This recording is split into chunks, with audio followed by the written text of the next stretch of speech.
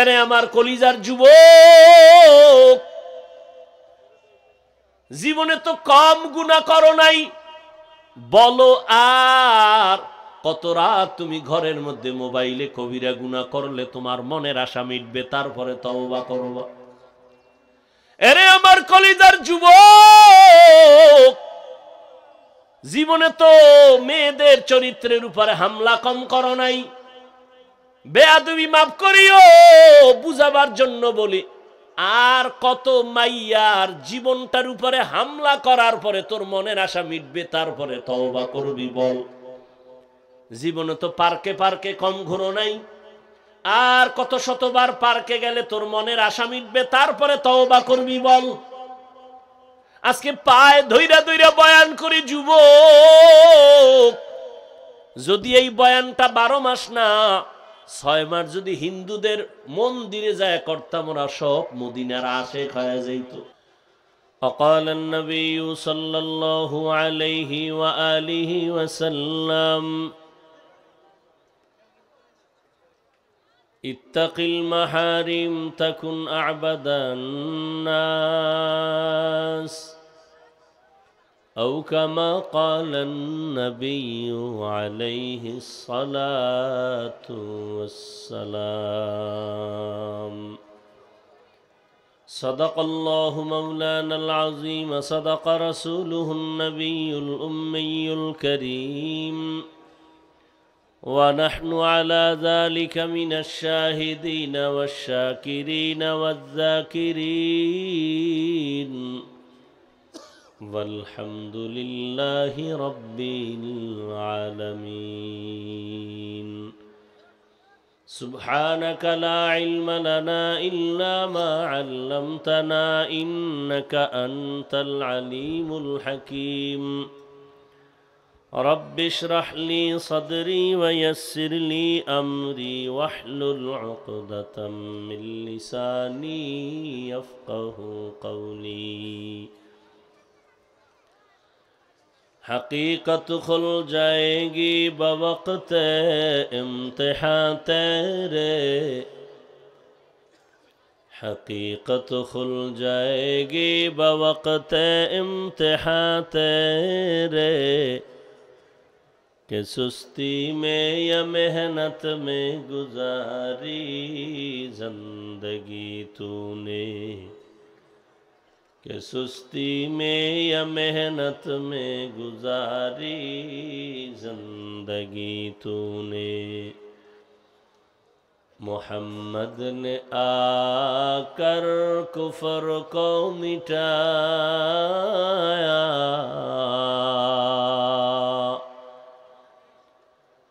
محمد نے آ کر کفر کو مٹایا کفر کو مٹا کر صداقت بتایا کفر کو مٹا کر صداقت بتایا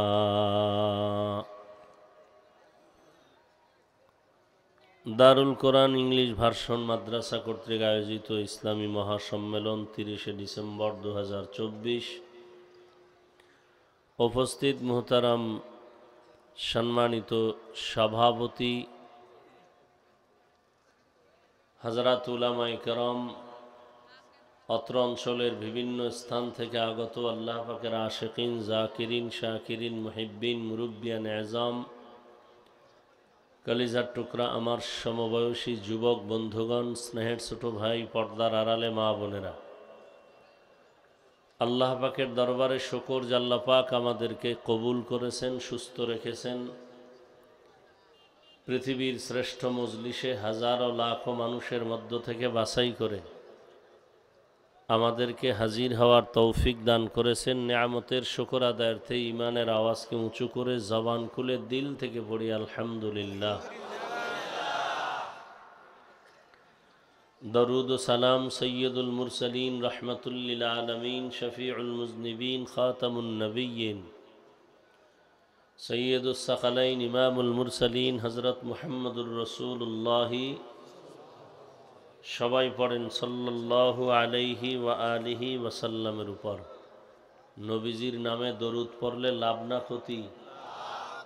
একবার পড়বেন সাল্লাল্লাহু আলাইহি ওয়া আলিহি ওয়াসাল্লাম, 3টা পুরস্কার পেয়ে যাবেন।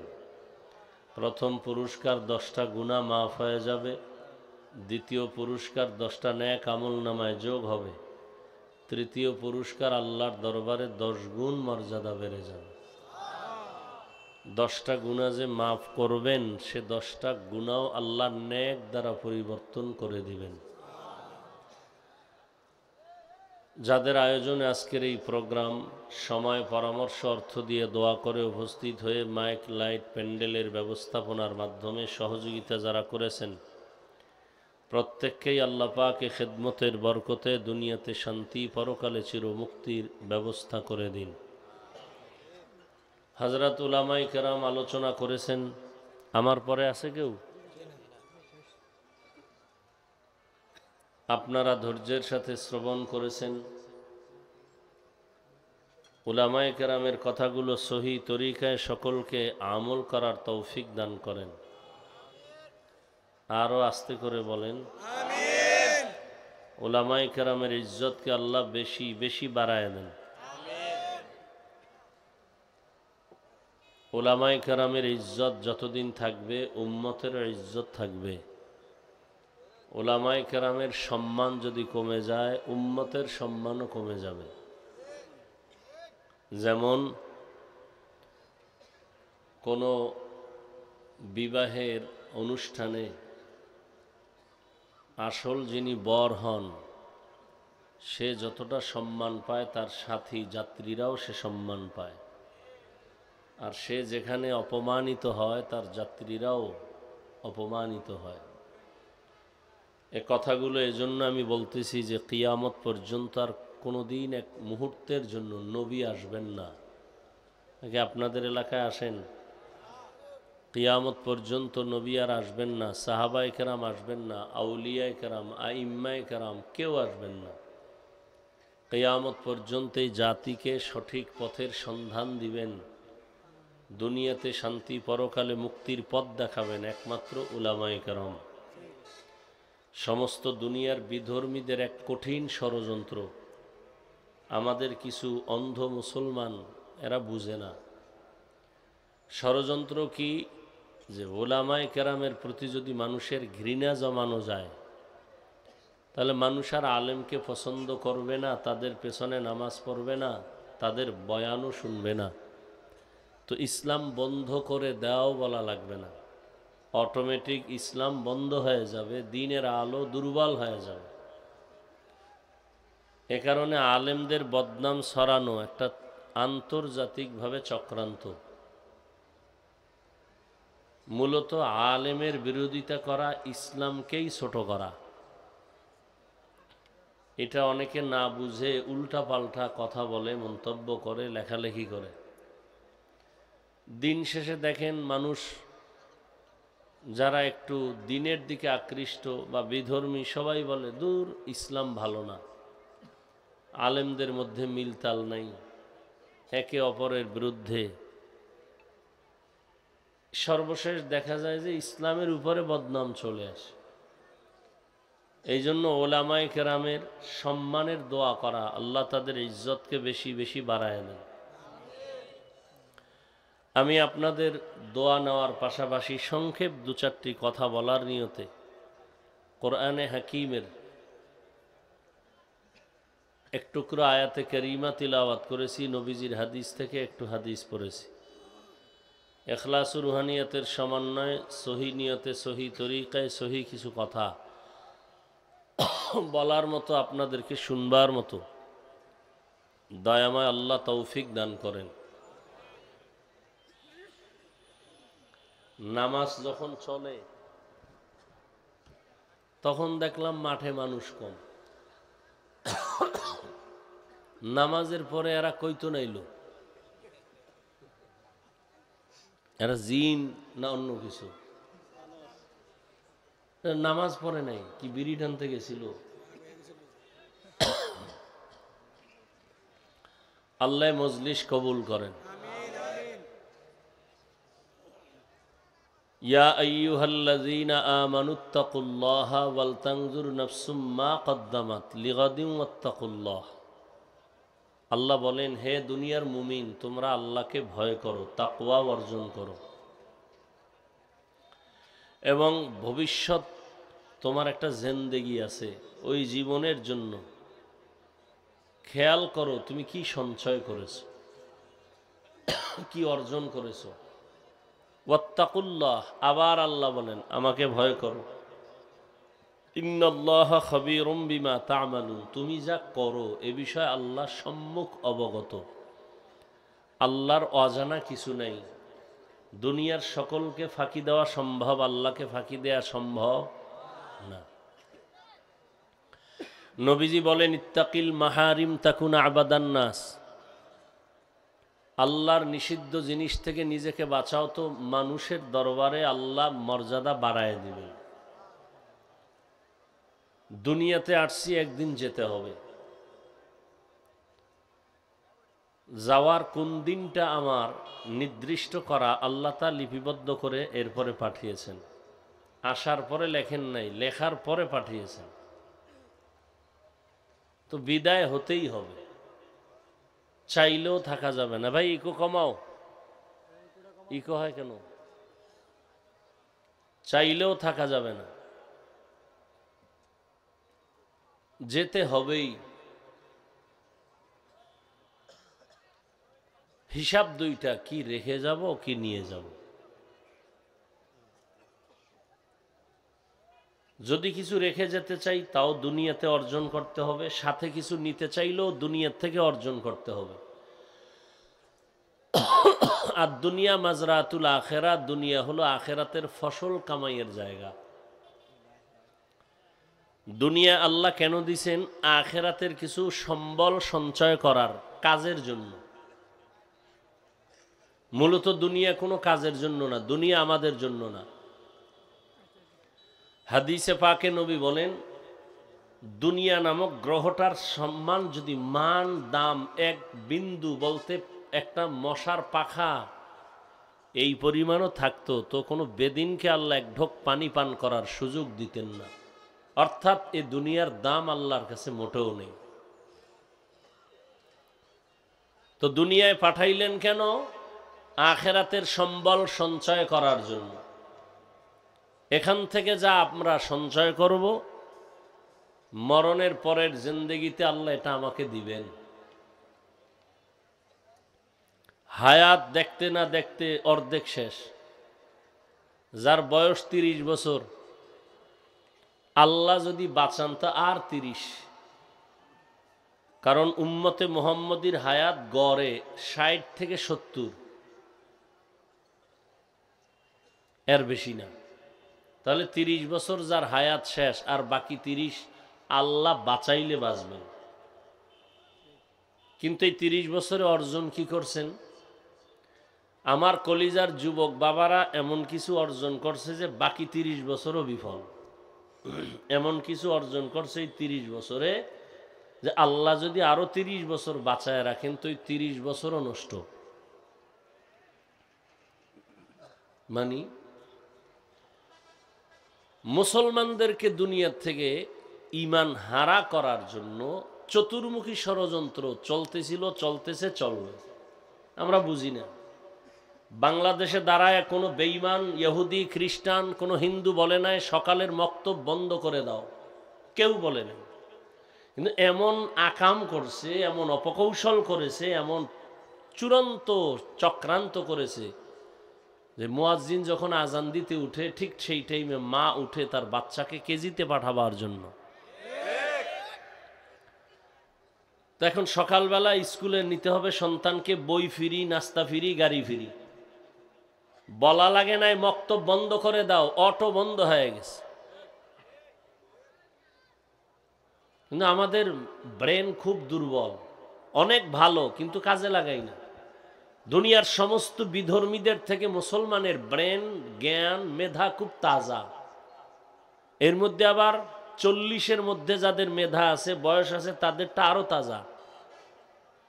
বয়সের কারণে তাদের মেধা একটু দুর্বল। কিন্তু আমার যুবকরা গুনাহ করতে করতে করতে করতে চরিত্র মেধা সব নষ্ট করে ফেলেছে। দুনিয়ার সব বিধর্মীরা মোবাইল হাতে দিয়ে দিছে। হুজুরের হাতেও মোবাইল, যে হুজুর না তার হাতেও মোবাইল। হুজুর তো গান দেখবে না, তো হুজুরের কেমনে এই আকামে ঢুকান যায়, তার এবাদত ক্ষতি কেমনে করা যায়। হুজুর তো গান দেখবে না, মেয়ে দেখবে না, তো কি করা যায়? কয় যে ইউসুফ জুলেখার নাটক বানাও, ফেরাউন আর নমরুদের নাটক বানাও। এই নাটক দিয়া এবার হুজুরদের আটকায় দিছে। হুজুর এখন ইউসুফ জুলেখার নাটক দেখে। আজান হয়ে গেছে, হুজুর নামাজ, হা হা আসতেছি, একটু বাকি। কি দেখেন আপনি? কয় না, হারাম কিছু দেখি না। কি দেখেন? কয় ইউসুফ নবীর কাহিনী দেখতেছি। বাস, তার অন্তরে ঢুকছে এটা গুনাহ না। এভাবে দেখতে দেখতে একদিন জামাত শেষ, আর একদিন তার নামাজ কাজা হয়ে গেছে। এক পর্যায়ে এভাবে নষ্ট হতে হতে সে ঈমান আর আমল থেকে অনেক দূরে। যদি এই হয় আমার হুজুরের হালাত, তো আমার উম্মতের হালাত কি হবে? আমি শুরুতেই বলছি, এই জাতি আর কোনোদিন নবী পাবে না, সাহাবী পাবে না কোনোদিন, আর ওমর ওসমান আলী কোনোদিন, আইম্মায়ে কেরাম, ইমাম বুখারী, ইমাম মুসলিম, ইমাম তিরমিজি পাবে না। এই জাতি ইসলাম চিনবে, আল্লাহ চিনবে, জান্নাত চিনবে আলেম দিয়ে। এই জন্য আলেমের উপরে টার্গেট, এদের সম্মান কমাও, এদেরকে বিতর্কিত বানাও। আল্লাহ হেদায়াত দান করুন। আর ক্যামেরা তো ওপেন করাই আছে। হ্যাঁ, একজনে হাত দিছে আমার সালাম দেওয়ার জন্য, আমি লঙ্গি পিনতেছি, ফট করে হাত দিয়ে ফেলাইছে। এমনকি আমি লঙ্গি ছাইড়ে দিয়ে হাত বাড়ামু, সে তো হাত দিয়ে ফেলাইছে। আর একজনে ফাট করে ছবি তুলে ফেলাইছে। কি হইল? হুজুর এই ব্যক্তির সাথে মুসাফা করে নাই, অহংকারী। আমার এই বদনামটা ছড়াইল কে? কোনো হিন্দু, কোনো বেঈমান? আমার ভাই মুসলমান। সেই একটা আবেগে ছবি তুলে ছাইড়ে দিছে। বাস, এবার ট্রল চলতেছে আলেমদের বদনাম, আলেম ভালো না, অমুক হুজুর খারাপ, অমুক হুজুর খারাপ। এইভাবে দোষ খুঁজলে, গ্রামে একটা কথা বলে আমাদের, কম্বল বাঁচলে কিছুই থাকে না। এরকম দোষ ছাড়া আছে কে? বলেন তো আমার যুবক বাবারা, শিক্ষিতরা, দোষ ছাড়া কে আছে? এভাবে যদি একজন একজন আলেমের দোষ ধরেন, তো ইসলাম আর কই? অমুক আলেম খারাপ, অমুক আলেম খারাপ, অমুক আলেম খারাপ, তার এই দোষ, তার এই দোষ। ওই আমি মাঝে মাঝে বলি, হিংসা কেমন জিনিস। বাড়ির পাশে প্রতিবেশীর ছেলে গরিব, কিন্তু ছেলের মেধা ভালো, পাশের ঘরওয়ালা বড় লোক, এর সহ্য হয় না। একজনে কয়, সাহেব অমুকের ছেলে তো এখন ক্লাস 8-এ উঠে গেছে।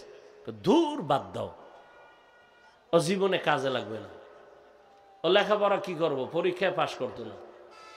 উম্মা ফাইনাল পরীক্ষার রেজাল্ট যখন বের হয়ে গেছে, খবর পাইছে যে সে golden A plus. Sir golden A plus. বাদ দাও, গোল্ডেন পাইলে কি হবে, ওর জীবনে আর চাকরি হবে না।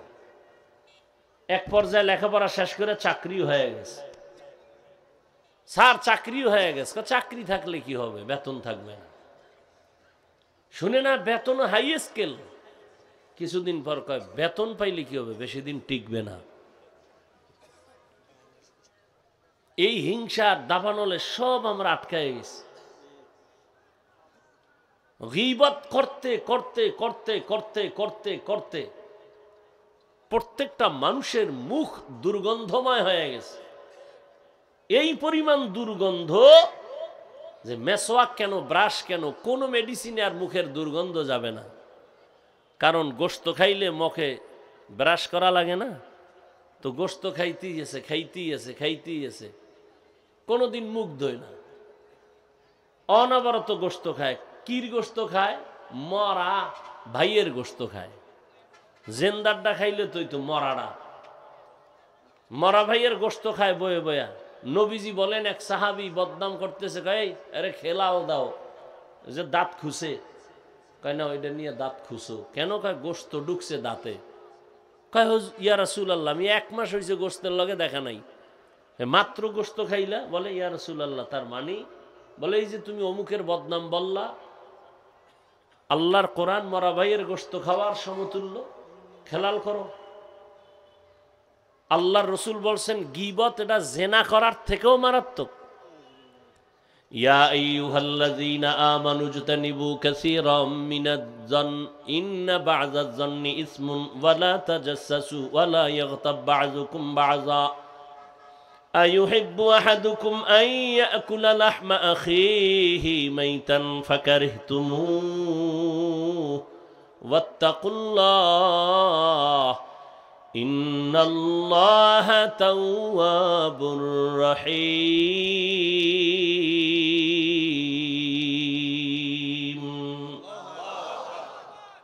আল্লাহ বলেন, হে মুমিন, তোমরা খারাপ ধারণা থেকে নিজেকে বাঁচাও। এমন কিছু খারাপ ধারণা মানুষকে চূড়ান্ত গুনাহের রাস্তায় নিয়ে যায়। আল্লাহ নিজে বলেন, এই মুমিন, তোমরা কি পছন্দ করো তোমাদের মরা ভাইয়ের গোশত খাবা? আল্লাহ বলেন নিজেই ফাকারিহতুমুহ, না তোমরা পছন্দ করো না। তো আত্তাকুল্লাহ, আমি আল্লাহকে ভয় কর। আমি আল্লাহর ভয় অন্তরে জমা করে গীবত থেকে নিজেকে বাঁচাও।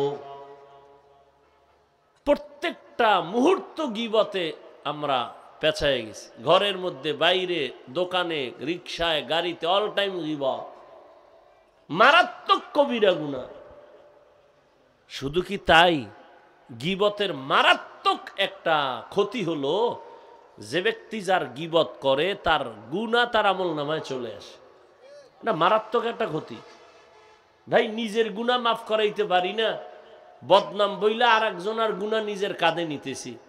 মুসলমান হিসেবে তো একটু চিন্তা করা উচিত। ইয়া আইয়ুহাল্লাযীনা আমানুত্তাকুল্লাহা ওয়াল তানজুর নাফসুম মা কদ্দামাত লিগাদুন ওয়াত্তাকুল্লাহ। আল্লাহ বলেন, হে মুমিন, তোমার হায়াতের সীমানা বাধা নাই, তবে মরণের সীমানা আমি আল্লাহ দিয়ে দিয়েছি। কোন দিন তোমার মরণ হবে আমি আল্লাহ লিখেছি। বাঁচার কোনো সিদ্ধান্ত নাই রে গোলাম। একদিন আমার দরবারে আসতেই হবে। কি নিয়ে আসবা, কি রেখে আসবা, চিন্তা করো, হিসাব মিলাও। এরে নবীর উম্মত আশিক, আল্লাহ পাক রব্বুল আলামিন বলেন, আখিরাতের চিন্তা অন্তরে নিয়ে যদি কোনো আমল করতে চাও, আল্লাহর ভয় তাকওয়া অর্জন করা ছাড়া এটা সম্ভব হবে না। এজন্য আল্লাহ কোরআন নাজিলের শুরুতেও বলেন তাকওয়া, কোরআনের শেষেও বলেন তাকওয়া। যালিকাল কিতাবু লা রাইবা ফীহি হুদাল লিল মুত্তাকিন। আল্লাহ বলেন, আমি কোরআন অবতীর্ণ করেছি একমাত্র মুত্তাকি যারা তাকওয়াওয়ালা তাদের হেদায়েতের জন্য। যাদের মধ্যে আল্লাহর ভয় নাই তাদেরকে কোরআন হেদায়েত করবে না। কোরআন নাজিলের শেষ আল্লাহ তাকওয়ার বয়ান করেন, ওয়াত্তাকু ইয়াওমান তুরজাউনা ফীহি ইলাল্লাহ। ভয় করো ওই দিন সব মানুষ যখন আল্লাহর আদালতে ফিরে যাবে, প্রত্যাবর্তন করবে, পালানোর কোনো সুযোগ হবে না। আল্লাহ বলেন, ওই দিনের ভয় কর। আজকে দুনিয়াতে যতই বাহাদুরি করো, দুনিয়ায় তো বাহাদুরি টিকে না। অনেকে টাকার বাহাদুরি করে, ক্ষমতার বাহাদুরি করে, দুনিয়ায় তার বাহাদুরি টিকাইতে পারে না। হাসরে কেমনে টিকবে? দুনিয়ায় টিকে না।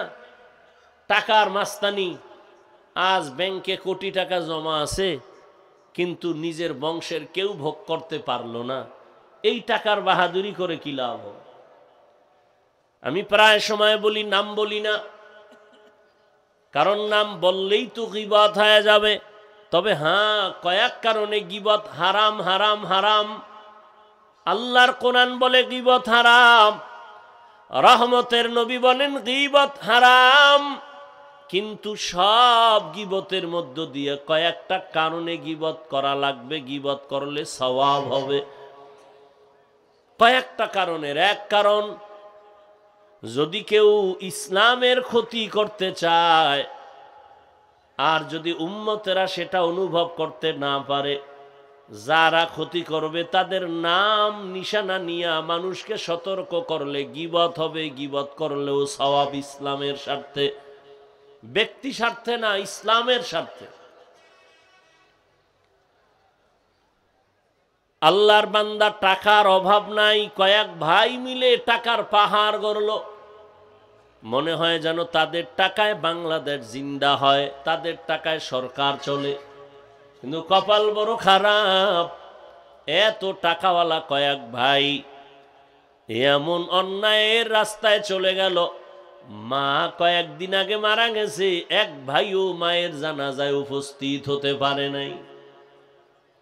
এই টাকা, এই বাহাদুরি করে কি লাভ হবে যে মায়ের জানাজায় যেতে পারলো না? কেন? চাইলে পারতো, যায় না কেন? যে জানাজায় গেলে মাইর খাইব, ভিডা খাইব। এই পরিমাণ তাদের চরিত্র ভালো। আল্লাহ হেদায়াত দান করুন। এরে আল্লাহর আশিক, আল্লাহ তাআলা দুনিয়া আমাদের পাঠাইছেন আখিরাতের সম্বল সঞ্চয় করো। দুনিয়া নামক গ্রহটার কোনো মূল্য নাই। বিউটি পার্লারে গিয়ে অনেক কালো মানুষ সাদা হয়ে গেছে, এই সাদা দেইখা পাগল হইও না। অনেক কালো মানুষও সাদা হইয়া বিবাহের সিঁড়িতে বসে। বোকা অনেকে বুঝে না, কিছুক্ষণ পর চেহারায় রৌদ্র লাগে, পানি লাগে, আর সাদা থাকে না, সুন্দর থাকে না। দুনিয়া নামক এই সুন্দর বিউটি পার্লারের মতোই দেখা যায়। চক্ষু দুইটা বন্ধ হয়ে যাবে। তোমার আমার আপন যারা তোমার আমার নিজের গায়ের জামা কাপড় খুলিয়া রেখে তিনটা সাদা কাফনের প্যাকেট বানায় কবরে পৌঁছায় দিবে।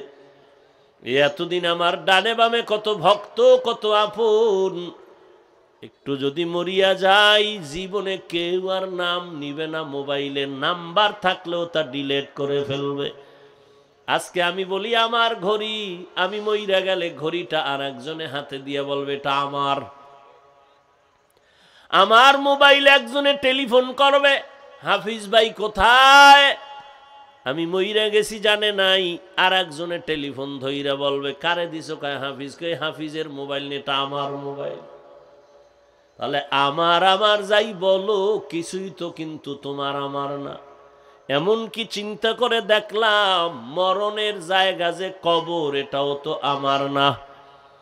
এরে আল্লাহর গোলামের বাজার করো। দুপুর বেলা ঘরের মধ্যে মেহমান আসবে, খানা খাইবা, কি পাক হবে? ম্যাডাম বলে তাড়াতাড়ি কোম্পানিগঞ্জ বাজারে যাও, মুরাদনগরে যাও, মাধবপুরে যাও, কসবা যাও, বাজার করে নিয়ে আসো, দুপুরে মেহমান আসবে। আপনি বাজারে চলে গেলেন, বাজারে গিয়া ইলিশ মাছ কিনলেন, রুই মাছ কিনলেন, গুড়া মাছ কিনলেন, অনেক তরি তরকারি কিনিয়া বাসায় দিলেন, রান্না হয়ে গেল। এবার খাইতে বসিয়া যদি বলেন আমি ইলিশ খাবো না, রুই খাবো না, আমার এই রূপ চাঁদা দাও, বিবি বলবে তুমি কিনিয়া যা আনছো তাই দিতে পারবো। হাজারবার চাইয়া ঝগড়া করতে পারবা, রূপচাঁদা মাছ আমি তোমাকে দিতে পারবো না, কারণ তুমি আনো নাই, চাইলেও দেওয়া সম্ভব না। বাজারে গেছো বান্দা, বাজারে গিয়ে যদি তুমি বাজার যাই করে ঘরে নাও, খানার বেলায় দুপুরে তাই পাইবা। এই দুনিয়াতে তুমি যে কাজ করবা, পরকাল জীবনে তুমি তাই পাইবা। দুনিয়াতে নামাজ আপন বানাও, কবরে হাসরে পলসিরাতে নামাজ তোমাকে সহায় হয়ে কাজ করবে। দুনিয়াতে আল্লাহর কোরআন তেলাওয়াতকে আপন বানাও, কবর পরকাল জিন্দেগি হাসর নাসরে তোমার কোরআন সহযোগিতা করবে। ক্বালা রাসূলুল্লাহি সাল্লাল্লাহু আলাইহি ওয়া আলিহি ওয়াসাল্লাম ইযা উযিআল মাইয়িতু ফি কবরিহি জাআল কুরআনু ইনদা রাসিহি والصلاة عن يمينه والصيام عن شماله وسائر الحسنات عند رجليه। নবী বলেন মানুষ যখন মরে যায় কবরে রাখে চার জিনিস, চার দিক থেকে তার সহযোগিতায় দাঁড়ায়। মাথার কিনারায় দাঁড়ায় কোরআন, ডান পার্শ্বে নামাজ, বাম পার্শ্বে থাকে তার সহযোগিতার জন্য রোজা, পায়ের কিনারায় থাকবে নেক আমল। ফেরেশতা আসবে প্রশ্ন করার জন্য, নিষেধ করা হবে আসবে না। কে নিষেধ করছো? বলে আমি এই বান্দার প্রিয় বন্ধু কোরআনুল কারীম। ডান পার্শ্বে যাবে আসবা না, কে নিষেধ করছো? বলে আমি তার নামাজ। বাম পার্শ্বে যাবে আসবা না, কে নিষেধ করলা? বলে আমি এই বান্দার বন্ধু রোজা। পায়ের কিনারায় যাবে বলবে আসবা না, কে? বলে যাবতীয় নেক আমল, মেসওয়াকের আমল, দস্তরখানের আমল। আল্লাহর নবী বলেন ওই কবর তখন বান্দার জন্য জান্নাতের বিছানার ব্যবস্থা হয়ে যাবে। ও আল্লাহর বান্দারা, অনেকে তো কবরের আযাব বিশ্বাস করে না, শুধু করেই না, আযাব নাই বলিয়া বহু বয়ান ইউটিউবে ছাড়তেছে পর্ব আকারে। কবরে কোনো আযাব হবে না।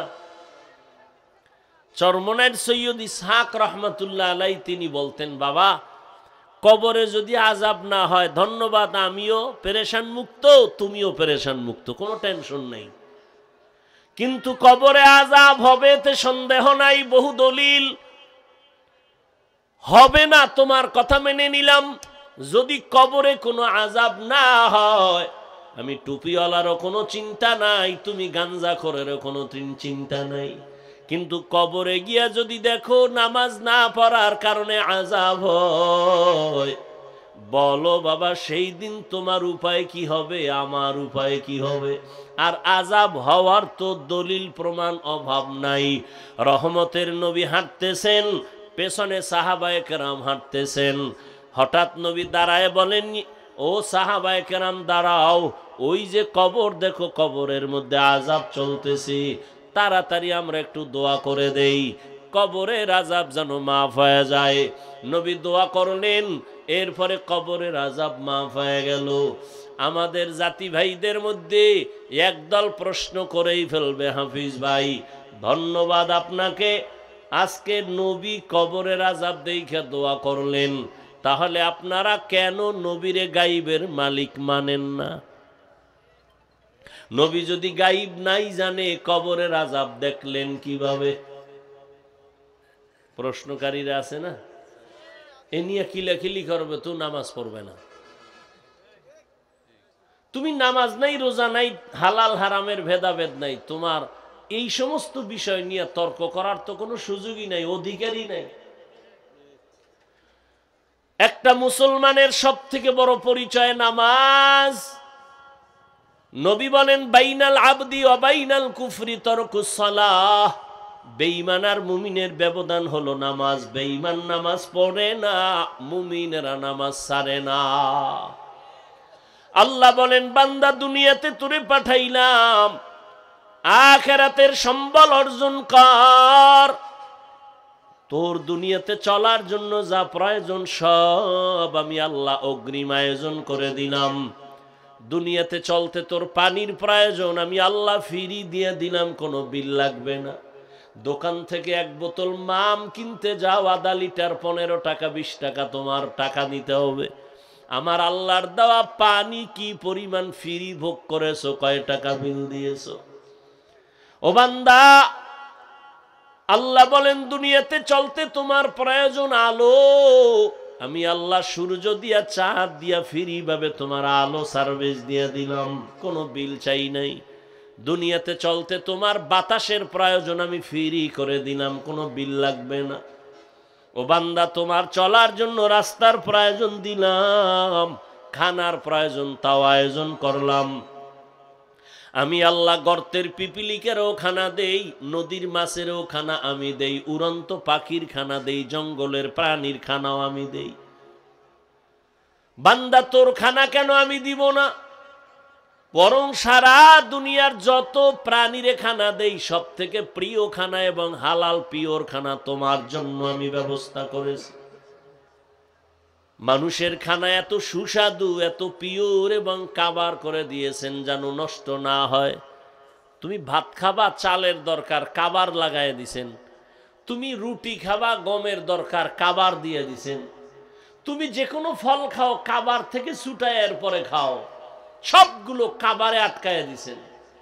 তোমার জন্য আল্লাহ সব করলেন। বলো গোলাম, তুমি আল্লাহর জিন্দেগির জন্য, পরকালের জন্য আল্লাহর মহব্বতে কি করেছো? সারা রাত একটা কুকুরের দিকে তাকাইয়া দেখো, মালিকের বাড়ি পাহারা দেয় সারাটা রাত, কোনদিন মালিকের সাথে কুকুর বেয়াদবি করে না। একটু বলবানি রে যুবক বাবা, ওই কুকুর সারা রাত পাহারা দিয়ে বেতন কত পায়? 1 টাকাও বেতন নাই, বরং লাথি আর গালাগালি পায়। আজও পর্যন্ত কোনো প্রমাণ কেউ দিতে পারবা না যে কুকুর মালিকের সাথে বেয়াদবি করেছে। নতুন মেহমান আসছে বাসায়, কুকুর চিনে না, ঘেউ ঘেউ করে আওয়াজ দিছে, মালিক কয় আমার মেহমান থাম। কুকুর ঠান্ডা হয়ে গেল। মালিকের লাথি আর গালি খাইয়াও কুকুর মালিকের সাথে বেয়াদবি করে না। আর তুমি একজন আশরাফুল মখলুক মানুষ, আমার মালিক আমার আল্লাহ, ওই মালিক থেকে তুমি কি পাও নাই? সব তুমি পেয়েছো। আল্লাহর দেয়া পানি তোমার বাবায় দেয় নাই, আল্লাহর দেয়া সূর্যের আলো, চাঁদের আলো, জমিনের ফসল খাও, গাছের ফল খাও, আমার আল্লাহর দেওয়া, তোমার বাবা দেয় নাই। রাতের বেলা ঘুমাইয়া যাও, ঘুমের মানুষ তো মরা, ঘুমের সময় তো মরার দোয়াই ভরে মানুষ। আল্লাহুম্মা বিসমিকা আমুতু, ও আল্লাহ তোমার নামে আমি মরতেছি, তোমার নামে মরে যাইতেছি। এমন মরা মরছে, চোর ঢুইকা সব লয়ে গেছে, টের পায় না কি পরিমাণ মরা মরলো। এমন কি মহিলার কানের অলংকার খুইলা নিয়ে গেছে, টের পায় না। আল্লাহ কয় এই মরাতে তোরে যদি আমি আর না উঠাই, তোর বাবা আর উঠাতে পারবে না। মহামারী করোনার ভেতরে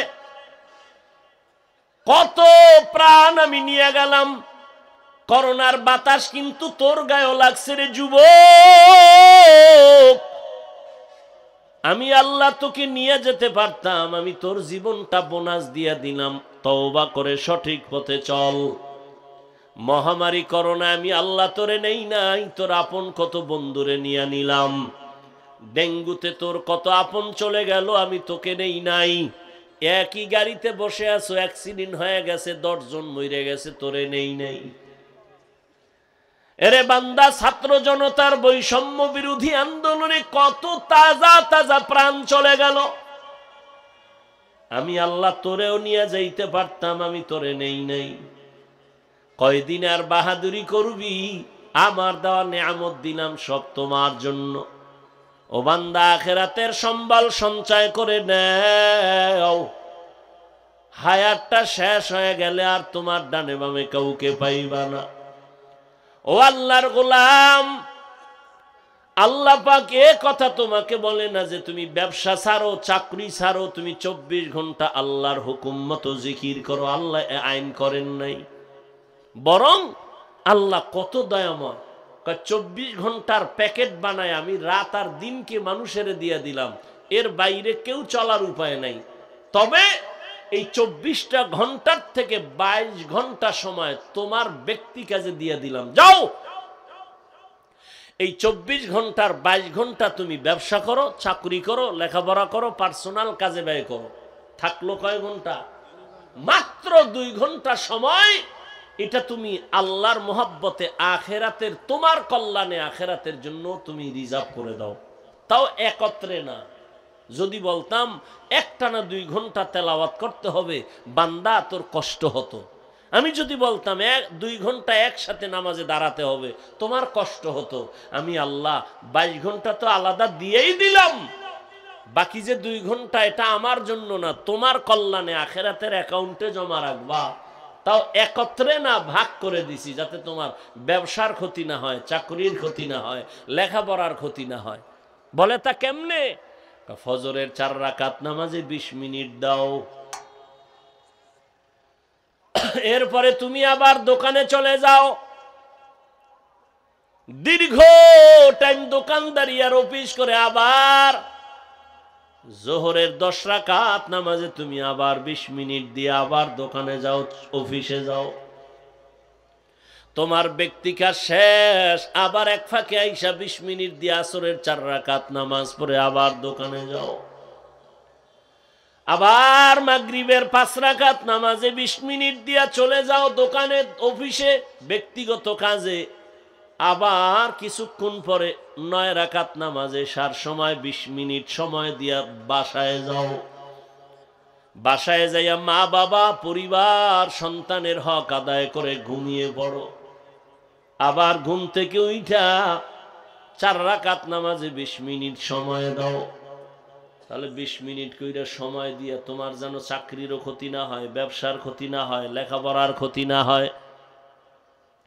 এইভাবে আমি আল্লাহ তোরে দয়া কইরা ভাগ করে দিলাম। তোর ব্যবসারও বন্ধ করতে বলি নাই, চাকরিরও ক্ষতি করি নাই। ফাঁকে ফাঁকে গিয়া 20 মিনিট 20 মিনিট 20 মিনিট 20 মিনিট সময় দিয়া নামাজ পড়বি। আমি আল্লাহ মুয়াজ্জিনের দিয়া ডাকতেছি, তাড়াতাড়ি আয়, আসসালাতু খায়রুম মিনান নাওম। ও বান্দা, তোর ব্যবসায় পাগল হইয়া দুনিয়ায় এমন মজা পাইছো, ফজরের হাজিরায় তোরে মসজিদে পাওয়া যায় নাই। আমি আল্লাহ রাগ করিয়া খানা বন্ধ করি নাই, বাতাস বন্ধ করি নাই, সূর্যের আলো বন্ধ করে দেই নাই। তুই দরওয়াজা জানালা বন্ধ করে সারাটা রাত একটা মোবাইল হাতে নিয়ে কবিরা গুনাহ কবিরা গুনাহ কবিরা গুনাহ দেখে দেখে রাত কাটাইছো। আল্লাহর দেওয়া রাতের ঘুম ছিল তোর শরীরের জন্য মহা ঔষধ। বান্দা, তুই ঔষধ ব্যবহার করো নাই, সারা রাতের ঘুম তুই গুনাহ দেখা দেখা কাটায় দিছো।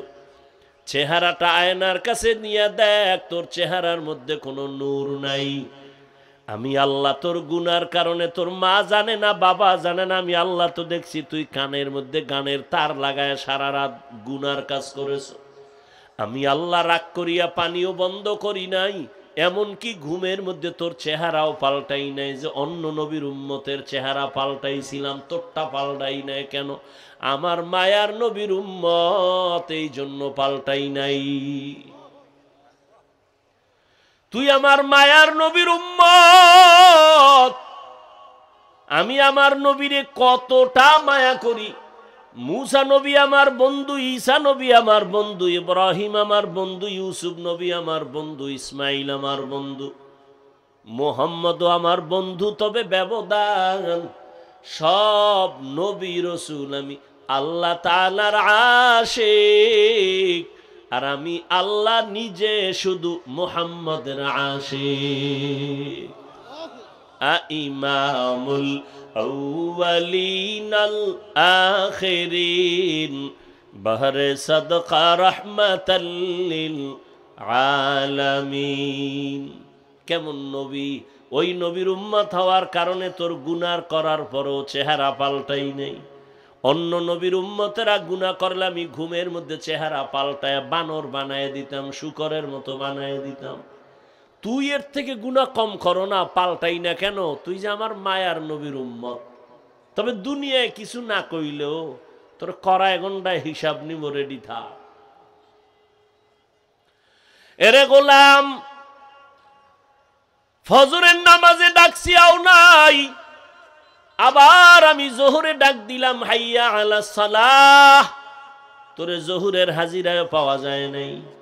রাগ না করি আবার আসরে ডাকা হলো, আসরও তোরে পাওয়া যায় নাই। মাগরিবে ডাকা হলো, তুই নাই।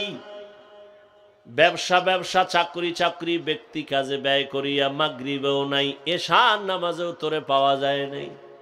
আমি আল্লাহ রাগ এখনো করি নাই, বরং আমি আল্লাহ এবার নিজে রেডি হয়ে গেছি, তোরে ডাকতে আমি আসতেছি। এবার আমি আসতেছি, এতক্ষণ মুয়াজ্জিনের দিয়ে ডাকাইছি, এবার আমি আসতেছি। রাতের যখন গভীর, প্রথম আসমানে আমার আল্লাহ হাজির। অতিও গভীর হয় রজনী যখন, নীরবে প্রভুর নাম জপিও তখন। প্রভুর করুণা যদি পাইবারে চাও, গভীর রাতে উঠে প্রভুর গুণগান গাও। জোহরে পাই না, আসরে পাইলাম না, ফজরে পেলাম না, মাগরিবে পেলাম না, এশায় পেলাম না। এখন আমি আল্লাহর সিয়ায় আমি আল্লাহ নিজে আইসা ডাকতেছি, আলা মিন মুস্তাগফিরিন ফাগফির আলাহ, উদউনি আস্তাজিব লাকুম। বান্দা তুই আর কত ঘুমাবি? নীরব টাইমে তোর একটু ডাকতে আসছি, ওইটা আমারে আল্লাহ বইলে একবার ডাক দে। নদীর মাছও ঘুমায়, পাখিরাও ঘুমায়, জঙ্গলের প্রাণী ঘুমায়। আমি আল্লাহ ফাঁকে আইসা ডাকি, বান্দা একবার আমি আল্লাহরে ডাক দাও। একটা বাসায় যাইয়া রাত্র 12টায় দরজা ধাক্কাবি, কেউ খুলবে না, মোবাইলে রিং দিবি, রিসিভ হবে না। মাও ঘুমায়, বাবাও ঘুমায়, খুব খেয়াল করিও। সব ঘুম, মনে হয় মরে গেছে। এত দরজার উপরে ধাক্কা, আওয়াজ নাই, এমন মরা মরছে। কিন্তু তোর আম্মাজানের পাশে একটা বাচ্চা আছে, 8 মাস 9 মাস 11 মাসের বাচ্চা ঘুমায়। দেখ ঘরের দরজাগুলো এত জোরে জোরে আঘাত করে, মা টের পায় না। মোবাইলে রিসিভ হয় না, রিং হইতেছে, বাহির থেকে রিংটোন আমি শুনতেছি, কিন্তু আমার ঘরের মা শুনে না, ম্যাডাম শুনে না। কিন্তু আম্মাজানের পাশে বাচ্চাটা হালকা করে একটু আওয়াজ দিছে, মা সজাগ হয়ে গেছে। ও বান্দা নজর কর, আমি আল্লাহ তোরে কত আদর করে বানাইছি। আমি আল্লাহ তোরে ভোর রাত্রে, এমন একটা রাত্র নাই যে আমি আইসা তোরে ডাকি না। তোর কি প্রয়োজন বল, তোর টাকা নাই বল, তোর গুনাহ করছো আমার কাছে বল, ভোর রাতে আমি আল্লাহরে ডাক দে। ওরে একটা বাচ্চা যখন মাকে আম্মু বলে ডাক দেয়, যত ঠান্ডা থাক না কেন, কাঁচা ঘুমেও যদি মা থাকে, বাচ্চা যখন আম্মু কয়া ডাক দিছে, মায়ের ঘুম ভেঙে গেছে। বাচ্চা কয় আম্মু আমি বাথরুমে যাবো। মাত্র মা ঘুমাইছে, কাঁচা ঘুম, মা সব ফালাইয়া বাচ্চা নিয়ে বাথরুমে, বাবা তো ঘুমায়, কোনো খবর নেই। আল্লাহ বলেন দেখ তোর মা আসল কাঁচা ঘুম বাদ দিয়ে তোর একটা ডাক শুইনা তাড়াতাড়ি বাথরুমে নিয়ে গেছে। আইসা মা শুইছে, আবার আর একটা বাচ্চা ডাক দিছে, আমার গরম লাগে কাঁথা দাও, ঠান্ডা লাগে কাঁথা দাও, লেপ কম্বল দাও। মা আবার ওই বাচ্চার আবদার পূরণ করে। ওই মায়ের থেকে তো 99 গুণ মায়া আমি আল্লাহর বেশি। ও বান্দা তুই জীবন ভর অন্যায় করিয়া যদি একবার মুহাব্বতে ডাক দাও আল্লাহ, ওরে বাচ্চার ডাকে যদি মার কলিজা ঠান্ডা হয়, মায়া জন্মায়। আমি আল্লাহরে যদি একবার আল্লাহ বলে ডাক দাও, আমার কেন মায়া হবে না? আমি তো আলাদা কোনো সন্তান জন্ম দেই নাই, কারো থেকেও জন্ম আমি নেই নাই। ও বান্দা এত আদর করে তোরে বানাইছি, আমি আল্লাহ তোর ব্যবসা চাকরি লেখাপড়া বন্ধ করে বলি নাই আমারে ডাক দে। বান্দা তুই ঘুমাবি ঠিক, তবে ভোর রাতের ঘুম তোর স্বাস্থ্যের জন্য ক্ষতি ক্ষতি ক্ষতি। এই যে রাতের ঘুম শরীরের জন্য খোদার কসম শরীরের মহা ঔষধ ফ্রি। তবে চিকিৎসা বিজ্ঞানীরা লিখেছে, গুগলে আকাম করো কা মোবাইলে, ভালো করার তো মোবাইলে বহুত অপশন আছে, নাই? আজকে গুগলে সার্চ দিবি, ব্রেন নিয়ে সার্চ দে, ইউটিউবে সার্চ দে ব্রেন কি। এই খালি ব্রেন নিয়ে গবেষণা ইউটিউব দেখবি, তোর 1 মাস লাগবে এটা বুঝতে। এবার কাগজ কলমে লিখবি ব্রেনের কতটা অপশন আছে ভেতরে, এগুলো কিভাবে কিভাবে তৈরি। চিকিৎসা বিজ্ঞানীরা সবগুলো ডিটেলস গুলো ভিডিও আকারে দিয়ে দিছে। আকাম দেখো কেন? এগুলো দেখে জ্ঞান বাড়াইতে পারো না? জীবনে কি নিয়ে মরবি? বরদোয়া, মায়ের বরদোয়া, বাবার বরদোয়া, শিক্ষকের বরদোয়া, এই শুধু মোবাইলকে কেন্দ্র করে তোর জীবনটা চূড়ান্ত নষ্ট করে ফেললি। না মা তোরে ভালো জানে, না বাবা ভালো জানে, না শিক্ষক ভালো জানে, না আলেম ভালো জানে। তুই এখন মরলে তোর মাও খুশি মনে মনে, যেন একটা বালা মুসিবত দূর হয়ে গেছে। কারণ এই ছেলের চরিত্র এত খারাপ যে কোথাও গিয়া লজ্জায় মুখ দেখাতে পারি না। তুই মরে যাবি, তোর মা খুশি। এবার বুঝ তোর কপাল কত খারাপ। জীবনে কি অর্জন করেছ? মা বাবার বরদোয়া, শিক্ষকের বরদোয়া, এই শুধু মোবাইলকে কেন্দ্র করে বেয়াদুবি বেয়াদুবি বেয়াদুবি। না চরিত্র আছে তোর, না লেখাপড়া আছে, কিচ্ছু নাই। এই মোবাইল দেখতে দেখতে চোখের পাওয়ার শেষ, কিডনি শেষ, হার্ট শেষ, বিবেক শেষ, চরিত্র শেষ। গুগলে সার্চ দে, হুজুরের কথা তো মানবি না, তোর কপাল খারাপ। গুগলে সার্চ দিয়ে চিকিৎসা বিজ্ঞানীরা ডিটেলস লিখে দিছে টাচ মোবাইলে শরীরের কোন কোন অঙ্গের ক্ষতি হয় দেখ। এরপরও দেখবি ইউটিউবে কোরআন তেলাওয়াত দেখতে পারো না, মক্কা মদিনার ইমামের তেলাওয়াত শুনবি, দিল ঠান্ডা হবে, একসময় চোখে বানিয়ে আসবে। মানুষের এই দেহ নিয়ে গবেষণা করতে পারো না যে মানুষটারে কেমনে আল্লাহ বানাইছে। চিকিৎসা বিজ্ঞানীরা অধিকাংশ এগুলি দেখে মুসলমান হয়ে যায়। এজন্য আল্লাহ কোরআন শরীফে বলছে, তুমি আমি আল্লাহকে কই খুঁজো, অফি আনফুসিকুম আফালা তুবসিরুন, নিজের মধ্যে খোঁজ, আমি আল্লাহর পরিচয় পেয়ে যাব।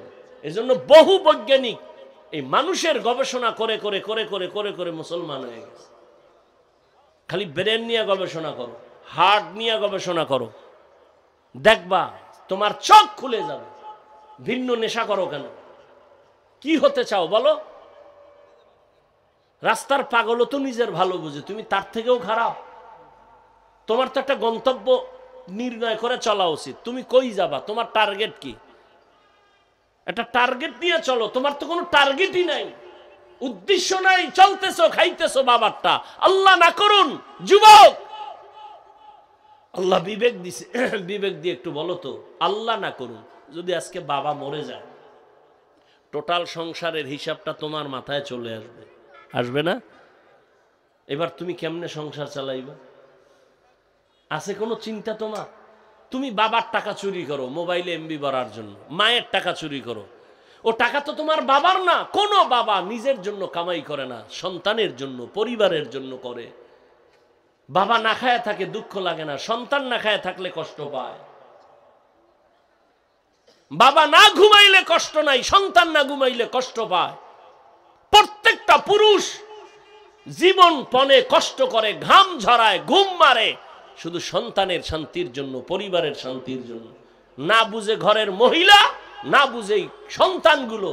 যদি বুঝতো, কোন স্ত্রী স্বামীর সম্পদ খেয়ানত করত না, কোন সন্তান বাবার টাকা চুরি করত না। অথচ করতেছো, মূলত নিজের সম্পদ নিজে নষ্ট করতেছো।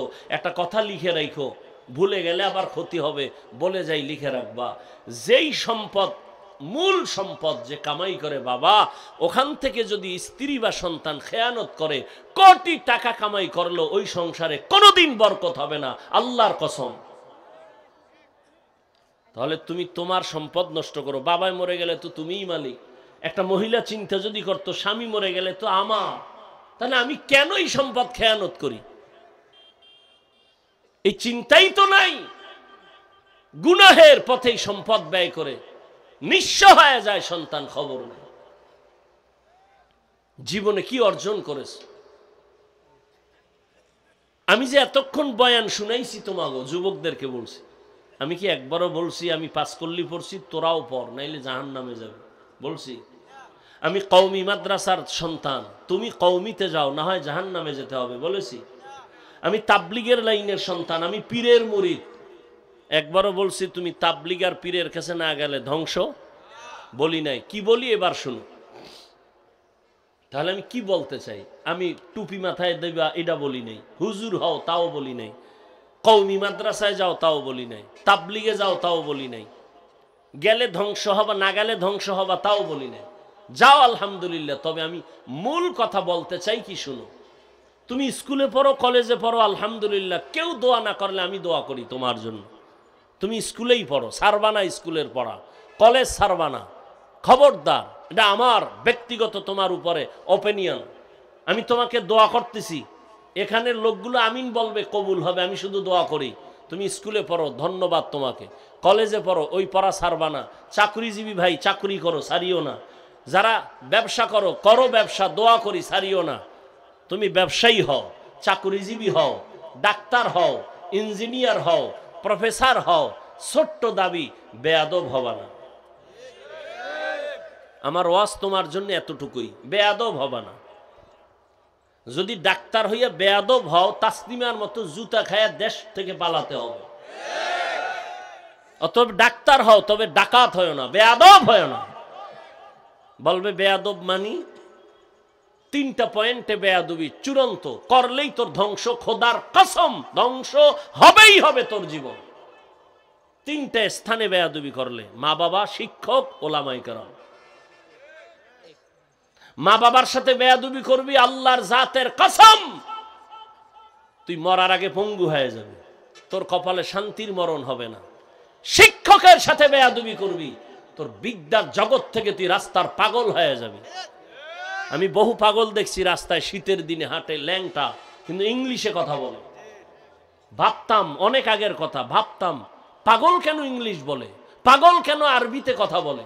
আমি দেখেছি, আল্লাহ সাক্ষী, কি পাগল হয়ে কি ইংলিশ শিখলো না। ভেবে ভেবে বহুদিন পরে আমার দিলে আসলো, না, এই পাগল হয়ে ইংলিশ শিখে নাই, আরবি শিখে নাই। স্কুলের ভালো ছাত্র ছিল, বেয়াদবি করে পাগল হয়েছে। মাদ্রাসার ভালো ছাত্র ছিল, শিক্ষকের সাথে বেয়াদবি করে পাগল হয়েছে। নাম্বার 3, আলেমদের সাথে বেয়াদবি করবা না। চাই সেটা দূরের থেকে হোক, কাছের থেকে হোক, ডাইরেক্ট হোক, ইনডাইরেক্ট হোক, করলে কি হবে, জীবনে চরিত্র আর ভালো করতে পারবা না। কারণ এই দুনিয়ায় মা, আমি হাফিজুর রহমানের জন্য দোয়া করছে ঠিক, কিন্তু এই চেয়ারে বসানোর ক্ষেত্রে আমার আম্মা জান দোয়া করছে, হাতে কলমে আমাকে এই পর্যন্ত উঠানের পেছনে আমার সব থেকে অবদান আমার শিক্ষক, আমার ওস্তাদ। আমাদের বরিশালের গ্রামে কয়, মা বাপ বানায় সন্তানরে ভূত, শিক্ষক বানায় পুত। অর্থাৎ সন্তান মানুষ বানায়। তো যেই শিক্ষক তোমাকে শিক্ষিত বানালো, সায়েন্স শিখাইলো, দস্তখত শিখাইলো, বাংলা কথা বলা শিখাইলো, ইংলিশ শিখাইলো, আরবি শিখাইলো, সে তোমার কাছে আজকে খারাপ হয়ে গেল একটা মোবাইলের কারণে। ডাক্তার হও, ইঞ্জিনিয়ার হও, আদর্শবান ইঞ্জিনিয়ার হও, জীবন ধন্য হয়ে যাও। কবি নজরুলের ইতিহাস পড়ো, তোমার মতো সারা রাত মোবাইলে যদি আকাম করত, কোনোদিন কবি নজরুল হতে পারত না। তুমি কি হতে চাও? সারা রাত মোবাইলে গুনাহ করে কি হতে চাও? এরে আমার কলিজার যুবক, জীবনে তো কম গুনাহ করো নাই, বলো আর কত রাত তুমি ঘরের মধ্যে মোবাইলে কবিরা গুনাহ করলে তোমার মনের আশা মিটবে, তারপরে তওবা করবা। এরে আমার কলিজার যুবক, জীবনে তো মেয়েদের চরিত্রের উপরে হামলা কম করো নাই।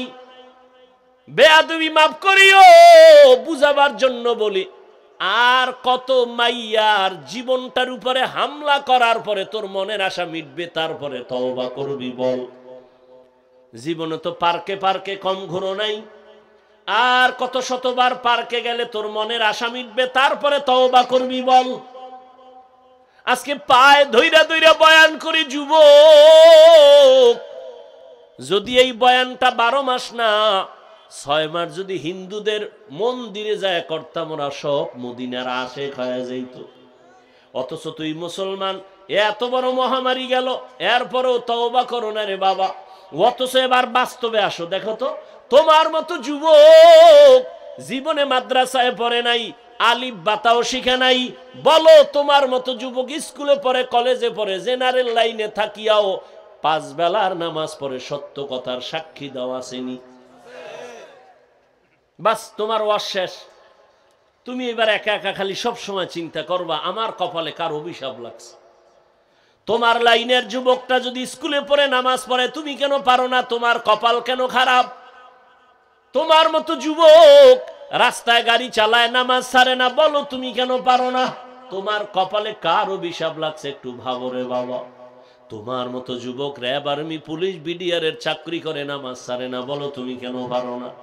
তোমার মতো সন্তান ওসি, ডিসি, এসপি, উকিল, ব্যারিস্টার, ডাক্তার, প্রফেসর, ইঞ্জিনিয়ার, নামাজ পড়ে, দাড়িওয়ালা, ঢাকা বিশ্ববিদ্যালয়ে যাও, জাহাঙ্গীরনগরে যাও, এরকম আরো কলেজে ঘুরো, দেখবা স্কুলে পড়ে কলেজের ছাত্র, বিশ্ববিদ্যালয়ের ছাত্র, মাথায় পাগড়ি লাগানো, লম্বা জামা, লম্বা দাড়ি। কিও তুমি কোন মসজিদের খতিব?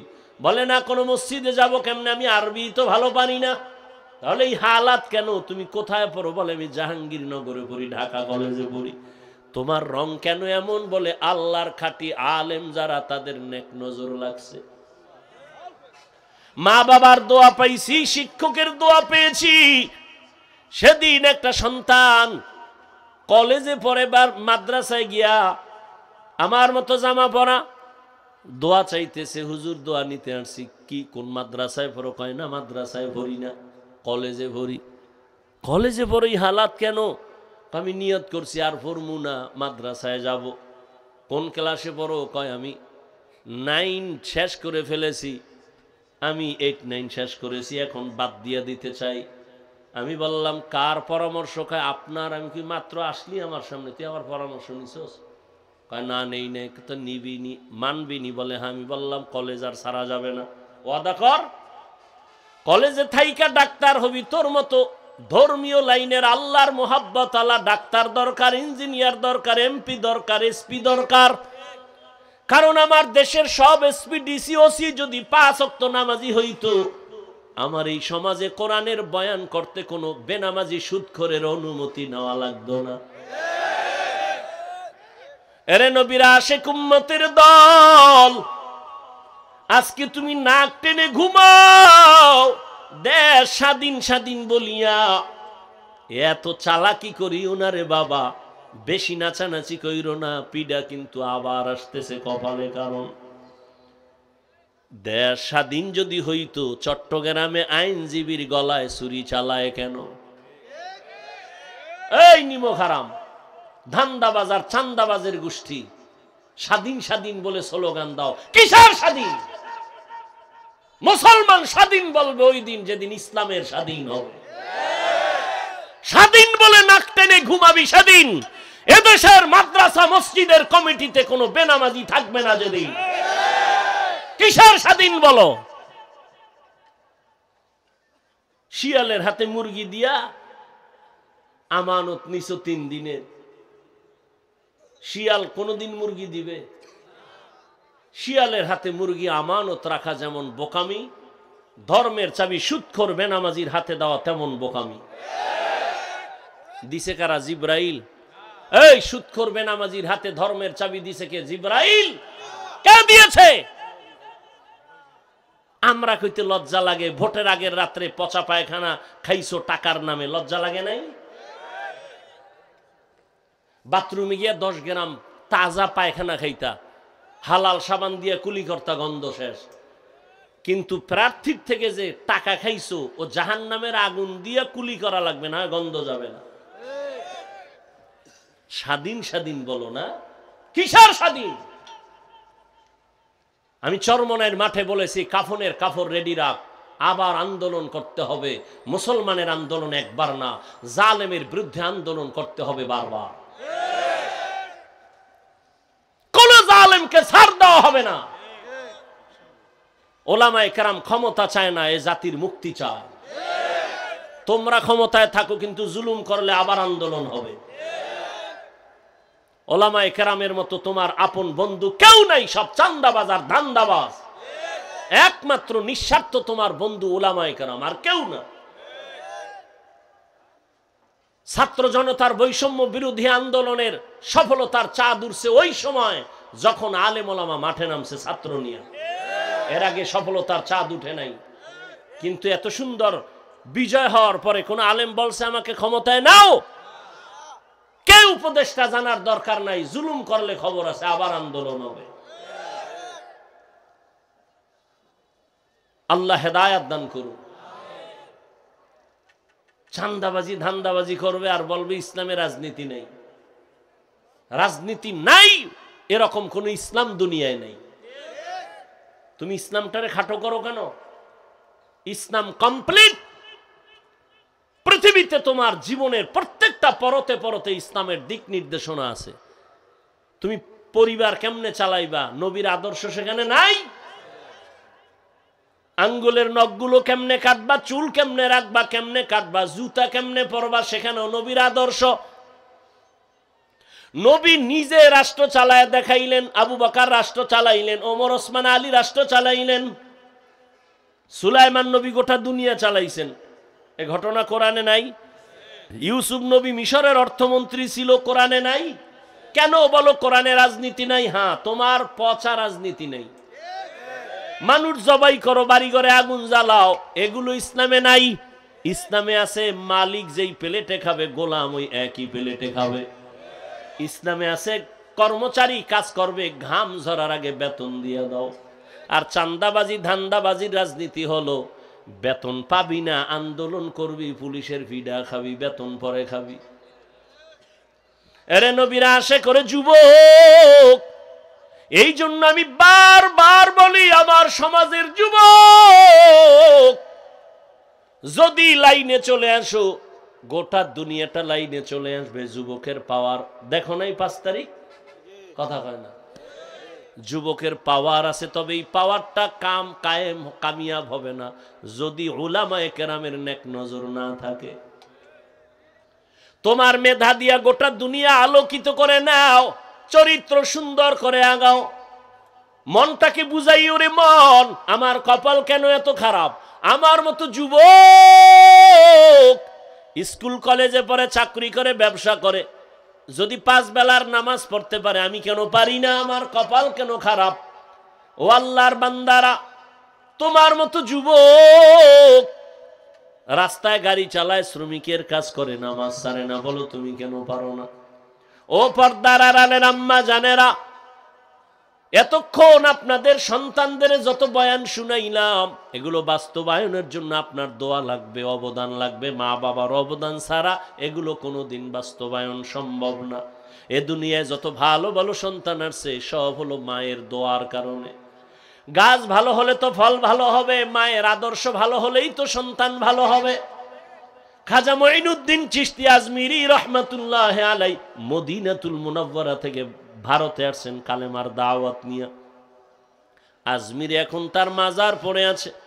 খাজা মঈনুদ্দিনের হাতে ভারতের জমিনে লক্ষ লক্ষ বলে কত, কেউ বলে 90, কেউ বলে 99 লক্ষ বিধর্মী কালেমা পড়েছে। মঈনুদ্দিনের দিলটা খুশি, মায়ের সামনে খুব আনন্দিত, হাসতেছে। আম্মা জান বলে, মঈনুদ্দিন এত আনন্দ কেন? বলে, মা লক্ষ লক্ষ বিধর্মী আমার হাতে কালেমা পড়েছে। আম্মা জান কয়, মঈনুদ্দিন এটা তোর বাহাদুরি না, আমি মায়ের অবদান। খাজা মঈনুদ্দিন চিশতি আজমিরি কয়, মা কি তোমার অবদান? মা 2 ফোঁটা চোখের পানি ছেড়ে বলে, রে বাবা, তুই যেদিন আমার গর্বে আসছো, আমি মা ওই দিন থেকে যায় নামাজে সারা রাত কাটাইছি, রাতের গভীরে সেজদায় পড়ে কান্না করেছি, আর বলেছি, হে মালিক, আমার সন্তানটাকে তোমার ওলি বানাইয়া পাঠাইও। শুধু তাই না, তুই যখন দুনিয়াতে আসছ, আমি তোরে যতদিন দুধ পান করাইছি, আমি মা আল্লাহর কসম করে বলি, 1 ফোঁটা দুধও তোর মুখে বিনা অজুতে দেই নাই। যেই মা বাচ্চাকে বিনা অজুতে দুধ পান করায় না, ওই সন্তান ভালো হবে না। তুমি গাঞ্জাখোর, কি ভালো হবে? এরে আম্মা জান, আপনারা তো খাজা মঈনুদ্দিনের মায়ের মতোই তো দামি মা, আপনারা তো সাহাবায়ে কেরামদের মায়ের মতো মা, আপনারা তো আয়েশা রাদিয়াল্লাহু আনহার মতো দামি নারী, ফাতেমা রাদিয়াল্লাহু আনহার মতো দামি নারী, খাদিজা রাদিয়াল্লাহু আনহার মতো দামি নারী। এরে আম্মা জান, কেন পারেন না আপনারা পর্দা করে স্বামীর মাল হেফাজত করবেন? এই অঞ্চলে আপনার মতো বহু মহিলা আছে, খবর নেন, 5 ওয়াক্ত নামাজ পড়ে, বেপরদায় চলে না, মোবাইলে চরিত্র বিক্রি করে না, স্বামীর মালের খেয়ানত করে না, সন্তানগুলো দিনের পথে চালানোর জন্য চেষ্টা চালায়। মা আপনি কেন পারবেন না? কয়দিন আর দুনিয়ায় থাকবেন? ভালো একটা আদর্শ ডাক্তার ও সন্তান যদি রেখে যান, ওই সন্তান আদর্শবান বানায় যাবেন। ডাক্তারি করবে, ফাঁকে ফাঁকে কোরআন তেলাওয়াত করবে, নামাজ পড়ে মায়ের জন্য দোয়া করবে। এরে আম্মা জান, অনুরোধ করে বলি, আপনার সন্তানকে ডাক্তার বানাবেন, ইঞ্জিনিয়ার, প্রফেসর বানাবেন, বেয়াদব বানাবেন না। সন্তানের আচরণে কোনোদিন যেন মা বাবা কষ্ট না পায়, আপনার সন্তানের ব্যবহারে কোনোদিন শিক্ষকেরা যেন কষ্ট না পায়, আপনার সন্তানের আচরণে কখনো যেন আলেম ওলামা কষ্ট না পায়। ও আমার যুবক, এখনো সময় আছে, তওবা করে নাও।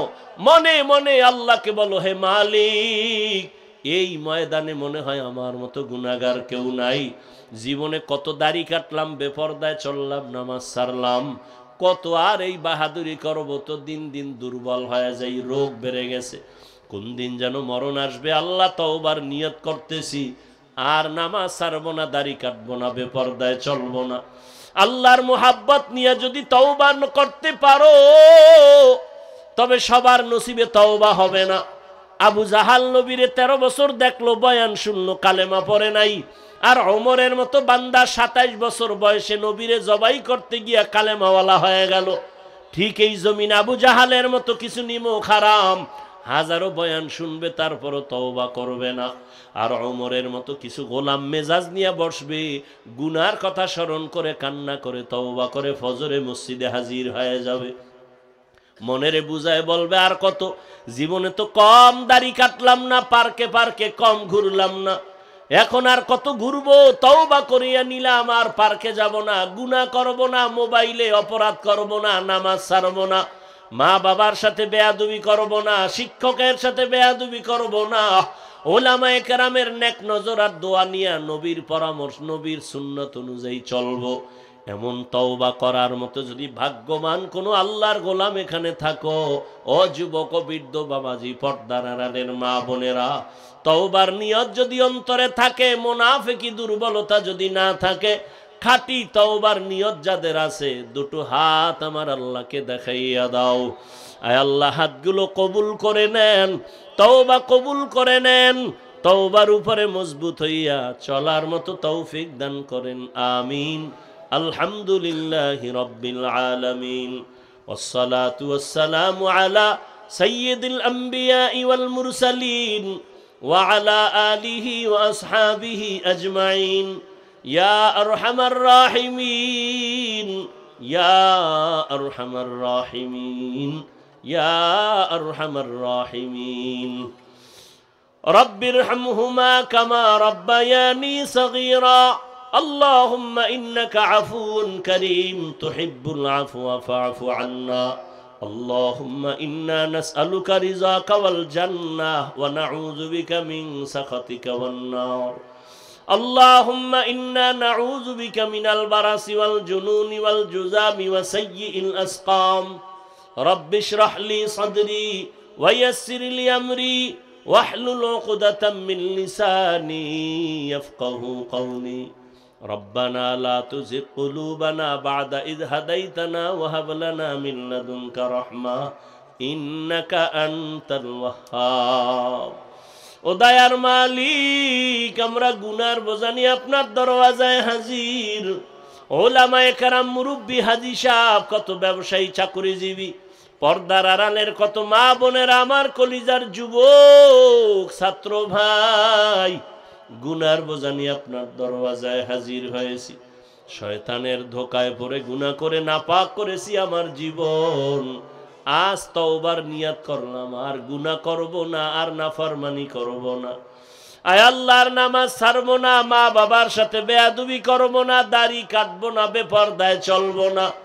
ওলামায়ে কেরামের দোয়া নিয়া, পরামর্শ নিয়া, শিক্ষকের দোয়া নিয়া নবীর তরিকা মেনে চলবো। মেহেরবানি করে আমাদের তওবা কবুল করে নেন, গুনাহমুক্ত জীবন দান করেন, তওবার উপরে মজবুত হইয়া চলার তৌফিক দান করেন আল্লাহ। এ মাহফিল কবুল করে নেন, আয়োজনকারী সহযোগিতাকারীদের কবুল করে নেন, মাদ্রাসা কবুল করে নেন, এলাকায় শান্তি দান করেন, ব্যবসায়ী, চাকরিজীবী যারা, বরকতি জিন্দেগির হালাল রিজিক দান করেন। আয় আল্লাহ, প্রত্যেক ঘরে শান্তির বাতাস দান করেন। মা বোনদের আবেদা পর্দা নিশি বানায় দেন, সন্তানগুলো নেককার বানায় দেন। আয় আল্লাহ, সারা দুনিয়াবাসীকে মাফ করে দেন, বাংলাদেশ শান্তির দেশ বানায় দেন। বিদেশে যারা ব্যবসা চাকরি করে হেফাজত করেন। আয় আল্লাহ, সুন্নাতওয়ালা জিন্দেগি দান করেন, সন্তানগুলো নেককার বানায় দেন, লেখাপড়া পরীক্ষায় কামিয়াবি দান করেন। আমার কলিজার প্রত্যেকটা যুবকের দিনের খাদেম বানায় দেন। মোবাইলের গুনাহের থেকে হেফাজত করেন আল্লাহ, মোবাইলের গুনাহের থেকে হেফাজত করেন আল্লাহ, মোবাইলের গুনাহের থেকে হেফাজত করেন আল্লাহ। পরস্পরে হিংসা দূর করে তাকওয়া মুহাব্বত বাড়ায় দেন। নবীজির রওজা মোবারক বাইতুল্লাহ জিয়ারতের জন্য কবুল করে নেন। আয় আল্লাহ, মা বাবা যারা আমাদের দুনিয়ায় নাই, ইয়াতিমের মতো সন্তানেরা হাত তুলেছেন, সবার কবর জান্নাত বানায় দেন। যারা বেঁচে আছেন হায়াত বাড়ায় দেন, অসুস্থ যারা সুস্থ বানায় দেন আল্লাহ। আয় আল্লাহ, গুনাহের প্রতি ঘৃণা জমায় দেন, আপনার খাস ওলিদের বন্ধু বানায় দেন, উলামায়ে আহলে হকের বিজয় দান করেন, বাতিলের মোকাবেলায় বিজয় দান করেন। আয় আল্লাহ, আমার প্রত্যেকটা কলিজার যুবকের দ্বীনের হেদায়াত দান করেন, হেদায়াতের নূর দিয়া সিনাটা ভরপুর করে দেন আল্লাহ। ওলামায়ে কেরামের বিজয় দান করেন, ওলামা তোলাবা উম্মতের অন্তরে ইজ্জত বাড়ায় দেন, মুহাব্বত আর রউব বাড়ায় দেন। আয় আল্লাহ, মুখালেফের মুআফিক বানায় দেন, জাহেরি বাতিনি দুশ্মনের মোকাবেলায় বিজয় দান করেন। চলার পথে আমাদের জান মাল আহাল পরিবার কুদরতের দ্বারা হেফাজত করেন। আয় আল্লাহ, মেহেরবানি করে আমাদের দিলের নেক আশাগুলো পূরণ করে দেন। আয় আল্লাহ, অভাবীদের অভাব দূর করে দেন। আয় আল্লাহ তাআলা, সুন্নতওয়ালা জিন্দেগি আমাদেরকে দান করেন। আয় আল্লাহ, পরস্পরে মুহাব্বত বাড়ায় দেন, সবার দিলকে শান্ত বানায় দেন। আয় আল্লাহ, নবীজির মুহাব্বত নিয়ে চলার তৌফিক দান করেন। আয় আল্লাহ, দ্বীন ও ইসলামের জন্য এ দেশকে আপনি কুদরতের দ্বারা কবুল করেন। ইসলামের জন্য আমাদেরকে চেষ্টা করার মতো তৌফিক দান করেন। আয় আল্লাহ, নেফাকি অন্তর থেকে দূর করে দেন। আয় আল্লাহ, নেফাকি অন্তর থেকে দূর করে দেন, নেফাকি দূর করে ইখলাস ও তাকওয়া দান করেন। আয় আল্লাহ, ঢাকাতে মাদ্রাসার খেদমত করি, কবুল করে নেন, স্থায়ী মাঠের ব্যবস্থা করে দেন। আয় আল্লাহ, জায়গার প্রয়োজন, জায়গার যারা সাহেব তাদেরকে কুদরতের দ্বারা মাদ্রাসামুখী বানায় দেন। মুহিব্বিন মুতাআল্লিকিনদের কবুল করে নেন, নবীজির মুহাব্বতে আমাদের দোয়া কবুল করে নেন।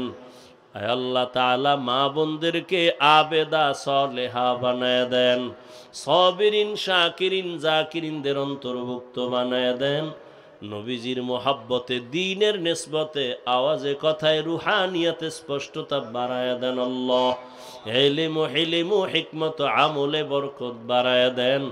চলার পথকে আমাদের জন্য আসান করে দেন, সহজ করে দেন।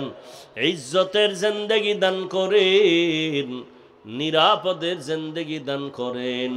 সারা দুনিয়ায় খেদমতের জন্য কুদরতের দ্বারা কবুল করে নেন। বরকতি হালাল বেশি বেশি রিজিকের ব্যবস্থা করে দেন। হাসবুনাল্লাহু ওয়া নি'মাল ওয়াকিল, নি'মাল মাওলা ওয়া নি'মান নাসির। সাল্লাল্লাহু তাআলা আলা খাইরি খালকিহি মুহাম্মাদিন ওয়া আলা আলিহি ওয়া আসহাবিহি আজমাইন।